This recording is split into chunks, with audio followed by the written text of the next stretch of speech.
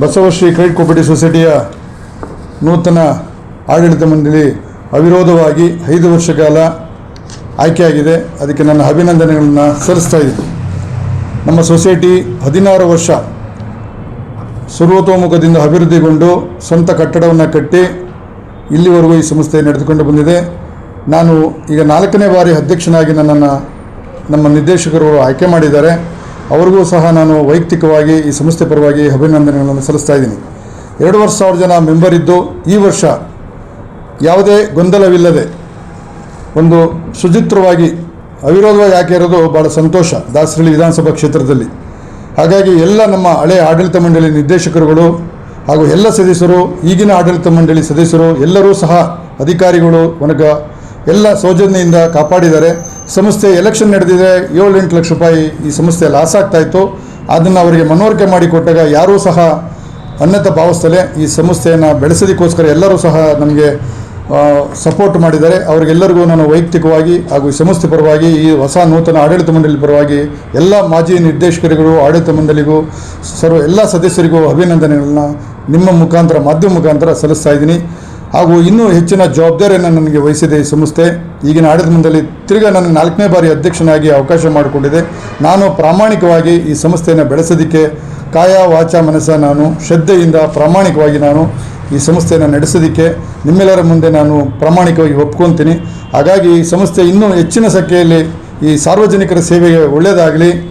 ನಾವು ಬೆಂಗಳೂರಿಗೆ ಬಂದಿದ್ದೀವಿ, ಎಲ್ಲೋ ಹಳ್ಳಿಯಿಂದ ಹುಟ್ಟಿ ಬೆಂಗಳೂರಿಗೆ ಬಂದು ಏನಾದರೂ ಒಂದು ಒಳ್ಳೆಯ ಕೆಲಸ ಮಾಡಿ ನಾವು ಕೊನೆಯ ನಂತರ ಹಳ್ಳಿಗೆ ಹೋಗಬೇಕಾದ ಸಂದರ್ಭ ಒಂದೇ ಬರುತ್ತೆ. ಹಾಗಾಗಿ ನಾವೇನಾದರೂ ಮಾಡಿದ್ದು ಕುಂಚಿತ್ತಾದರೂ ದಾಸರಳ್ಳಿ ಕ್ಷೇತ್ರದಲ್ಲಿ ನೆನೆಸ್ಕೊಬೇಕು ಅನ್ನೋದು ನನ್ನ ಒಂದು ಆಸೆ ಇತ್ತು. ಆಸೆ ಈಡೇರಿಸಿದ್ದೀನಿ. ಇನ್ನೂ 2 ಆಸೆ ಇದೆ ದಾಸರಳ್ಳಿಯಲ್ಲಿ. ಈ ಬರೋ ಯುಗಾದಿ ನಂತರ ಹೊಸ ವರ್ಷ ಏನು ಯುಗಾದಿ ಬರ್ತಾ ಇದೆ, ನಮಗೆಲ್ಲರಿಗೂ ಹರ್ಷ ತಂದಿದೆ. ನಮ್ಮ ಆಡಳಿತ ಮಂಡಳಿ ಈಗಾಗಲೇ ಹರ್ಷ ತುಂಬಿದೆ. ಇವತ್ತೇ ನಮಗೆ ಯುಗಾದಿ ಹಬ್ಬ ಆಗಿದೆ. ಅವಿರೋಧವಾಗಿ ಆಯ್ಕೆಯಾಗಿದೆ ಒಂದು ವಿಸ್ಮಯ. ಬಸವಶ್ರೀ ಕ್ರೆಡಿಟ್ ಕೋಆಪರೇಟಿವ್ ಸೊಸೈಟಿ ಅವಿರೋಧವಾಗಿ ಆಯ್ಕೆಯಾಗಿದೆ ಅಂದರೆ ಒಂದು ನಮ್ಗೆ ಸಂತೋಷ ಆಗಿದೆ. ಸರಿ, ಎಲ್ಲರೂ ಸಹ ಸಹಕರಿಸಿದ್ದಾರೆ.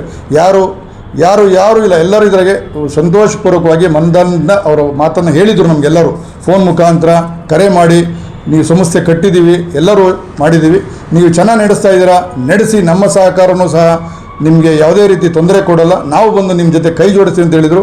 ಅವ್ರಿಗೂ ನಾನು ವೈಯಕ್ತಿಕವಾಗಿ ಅಭಿನಂದನೆ ಸಲ್ಲಿಸ್ತೀನಿ. ನಾನು ಇನ್ನು 2 ಕೆಲಸ ಬ್ಯಾಲೆನ್ಸ್ ಇದೆ ಈ ದಾಸರಳ್ಳಿ ಕ್ಷೇತ್ರದಲ್ಲಿ ಮಾಡುವಂಥದ್ದು. ಒಂದು ರುದ್ರಭೂಮಿ, ಒಂದು ಆಂಬುಲೆನ್ಸ್ ಬಿಡ್ತೀನಿ ನಮ್ಮ ಸೊಸೈಟಿ ಪರವಾಗಿ ಸಾರ್ವಜನಿಕರ ಸೇವೆಗೆ. ಈ 2 ಕೆಲಸವನ್ನು ನಾನು ಶೀಘ್ರದಲ್ಲೇ ಇದನ್ನು ಮುಂಚೂಣಿಯಲ್ಲಿ ಎಲ್ಲ ಕೆಲಸ ಮುಗಿದಿದೆ.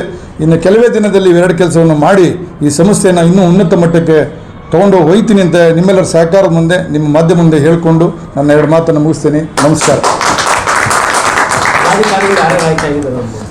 12 ಜನ ಆಯ್ಕೆಯಾಗಿದ್ದಾರೆ. ಈಗ ಪ್ರಥಮವಾಗಿ PH ರಾಜು ಅವರು ಅಧ್ಯಕ್ಷರಾಗಿ ಆಯ್ಕೆಯಾಗಿದ್ದಾರೆ. ಪರಮೇಶ್ ಅವರು ಉಪಾಧ್ಯಕ್ಷರಾಗಿ ಅವರಿಗೊಂದು ಅವಕಾಶ ಮಾಡಿಕೊಟ್ಟಿದ್ದೀವಿ. ಸೋಮಶೇಖರ್ ಅವರು 10 ವರ್ಷ ಉಪಾಧ್ಯಕ್ಷ ಆಗಿದ್ದರು, ಅವರು ನಿರ್ದೇಶಕರಾಗಿ ಮುಂದುವರೆದಿದ್ದಾರೆ.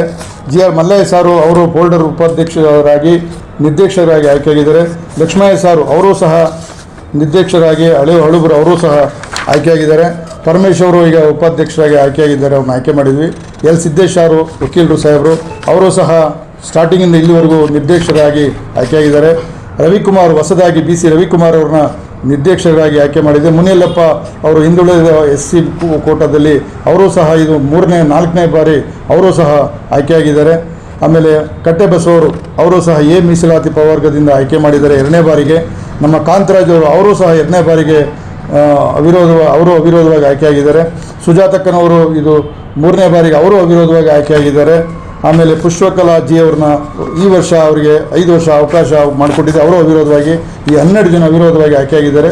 ಹಾಗಾಗಿ ಎಲ್ಲ ಅಧಿಕಾರಿ ವೃಂದದವರೆಗೂ ಈ ಹೊಸ ಆಡಳಿತ ಮಂಡಳಿಗೂ ನಾನು ಮತ್ತೊಮ್ಮೆ ಅಭಿನಂದನೆ ಸಲ್ಲಿಸಿ ನನ್ನ 2 ಮಾತನ್ನು ಮುಗಿಸ್ತಾ ಇದ್ದೀನಿ. ನಮಸ್ಕಾರ.